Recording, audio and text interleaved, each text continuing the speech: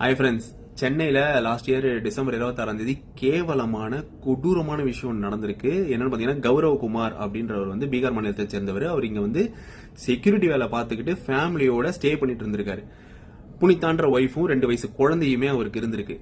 அந்த டிசம்பர் 26 நான் சொன்னேன் இல்லைங்களா, அன்னைக்கு வந்து காலையில அவர் கொடூரமான முறையில தாக்கி கோணிப்பையில கட்டி மத்திய கைலாஷ்னு சென்னையில ஒரு இடம் இருக்கு, அந்த இடத்துல தூக்கி வீசிட்டு போயிருக்கானுங்க. என்னடா பொதுமக்கள் என்னடா மூட்டையில இருக்கு அப்படின்னு சொல்லி அந்த அவரை மீட் எடுத்து ஹாஸ்பிட்டல்ல ரெக்கவரி பண்ணி போலீஸ் இன்வெஸ்டிகேட் பண்ணதுக்கு அப்புறம் தான் அவர் சொன்ன விஷயம் இன்னும் ஷாக்கிங்கா இருந்தது.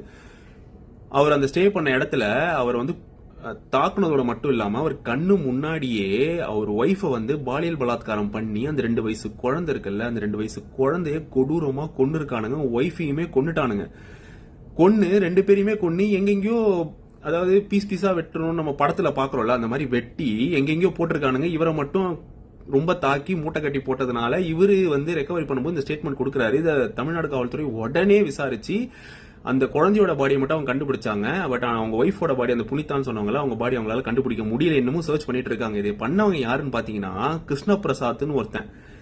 அவன் யாருன்னா, அந்த பீகார் மாநிலத்துல அவனும் தான் ஒரு ஆள், பீகார் மாநிலத்தை சேர்ந்தவன் தான். இங்க வந்தோடனே எனக்கு ஏதாவது வேலை கிடைக்குமா அப்படின்னு கௌரவகுமார் கேட்டிருக்காரு. செக்யூரிட்டியா இருந்த இடத்துல இந்த வேலை பிடிக்கல, வேற ஏதாவது வேலை கிடைக்குமா அப்படின்னு. அவன் என்ன சொல்லியிருக்கான், சரி நான் உனக்கு வேலை வாங்கி தரேன், நான் ஒரு இடத்துல சொல்றேன், அந்த இடத்துல நீ ஸ்டே பண்ணு அப்படின்னு இருக்கான். சரி நம்பி போய் ஸ்டே பண்ணிருக்காரு. அவர் வந்து நைட் என்ன பண்ணிருக்காரு, 25ஆம் தேதி நைட், டிசம்பர் 25ஆம் தேதி நைட்டு அவர் ஃப்ரெண்ட்ஸ் எல்லாம் குடிச்சிட்டு 26ஆம் தேதி, அதாவது அந்த ஏர்லி மார்னிங் கிட்ட அவர் கண்ணு முன்னாடியே அடிச்சுட்டு அவங்க ஒய்ஃப் வந்து பலாத்காரம் பண்ணதோட இல்லாம அந்த குழந்தையும் கொண்டு தூக்கி போட்டிருக்கானுங்க.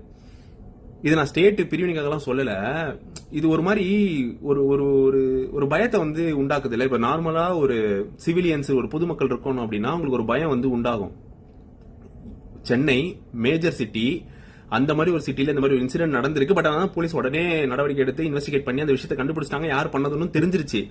ஸ்டேட்ன்றது டிஃபரெண்ட், எங்க நடந்திருக்குன்னு ஒரு மேட்டர் இருக்குல்ல, அதை நினைக்கும் போதுதான் இன்னுமே இது. ஏன்னா நம்ம வீட்டுல வந்து நம்ம பொண்ணா இருக்கட்டும், நம்ம ஒய்ஃபா இருக்கட்டும், யாரா இருந்தாலுமே ஒரு வேலைக்கு அனுப்புறோம்னா இனிமேல் நம்ம வயிற்றுல நெருப்பு கட்டு உட்காந்துருக்கணும் சொல்லுவாங்கல்ல பெரியவங்க எல்லாம் அந்த காலத்துல. அந்த மாதிரி நம்ம நெருப்பு கட்டிட்டு உட்காந்துட்டு இருக்கிற சுச்சுவேஷன் வந்துருமோ அப்படின்ற அளவுக்கு ஒரு பயத்தை வந்து ஏற்படுத்துது. இதனால தயவு செஞ்சு வீட்டுல இருந்து வெளியில போற லேடிஸ், தெரியாதவங்க யாராவது ஸ்ட்ரேஞ்சர்ஸ் வராங்க அப்படின்னா தயவு செஞ்சு அவாய்ட் பண்ணிட்டு போயிடுங்க, வேணாம். ஏன்னா இன்சிடென்ட் எப்படி ஃபேஸ் பண்ணுவோன்றது ஃபியூச்சர்ல நமக்கு தெரிய மாட்டேங்குது. So be safe. வேற ஒன்றும் சொல்றதுக்கு இல்லை. பை.